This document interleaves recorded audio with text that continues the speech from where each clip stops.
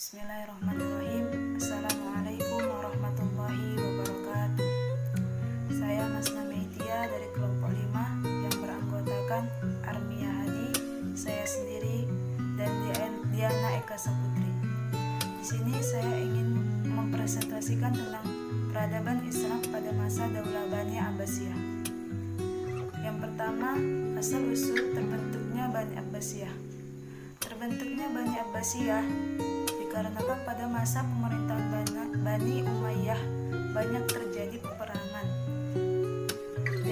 peperangan antara sahabat Ali dengan Muawiyah yang dikenal dengan Perang Siffin. Dan ada faktor lain yang menyebabkan terbentuknya Bani Abbasiyah, yaitu Muawiyah yang melanggar perjanjian yang telah disepakati oleh Hasan ibni Ali. Yang kedua, masa kekhalifahan Bani Abbasiyah. Masa kekhalifahan Bani Abbasiyah terjadi pada 5 fase. Fase yang pertama yaitu pada tahun 123 sampai 232 Hijriah yang dikenal dengan peradaban Persia pertama.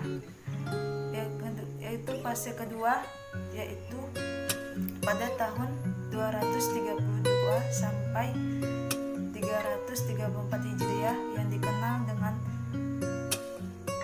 peradaban Turki pertama. Fase ketiga yaitu pada tahun 334 sampai 447 Hijriah yang dikenal dengan masa disintegrasi.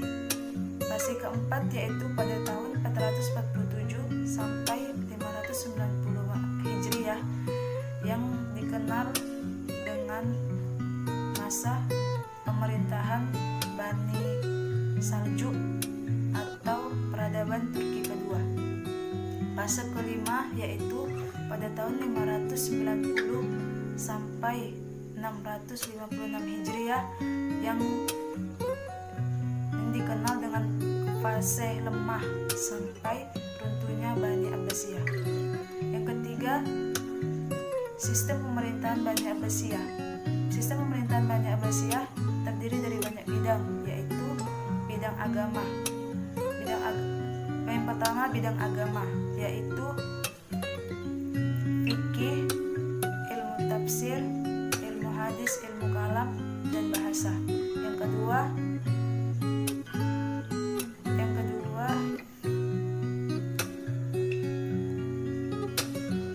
bidang umum, yaitu filsafat, ilmu kedokteran, matematika, farmasi, ilmu astronomi, geografi, sejarah, dan sastra. Yang keempat, masa kejayaan Bani Abbasiyah. Masa kejayaan Bani Abbasiyah yaitu pada masa kekhalifahan Harun ar-Rasyid dan anaknya yaitu Al-Ma'mun. Masa yang paling jaya yaitu pada masa pemerintahan Al-Ma'mun karena dibangunnya kerajaan ilmu pengetahuan dan teknologi yang disebut dengan Darul Ulum, dan dibangunnya kota Baghdad yang menjadi pusat pengembangan ilmu pengetahuan dan tempatnya yang strategis yang menyebabkan banyak para ilmuwan terkenal yang berkunjung ke Baghdad. Yang kelima, runtuhnya Bani Abbasiyah. Runtuhnya Bani Abbasiyah disebabkan oleh 2 faktor, yaitu faktor internal. Faktor internal yaitu perebutan kekuasaan berkepanjangan dalam istana Abbasiyah yang menimbulkan respon buruk dari masyarakat, ditambah dengan perilaku amoral yang ditunjukkan oleh para khalifah dan pembesar istana.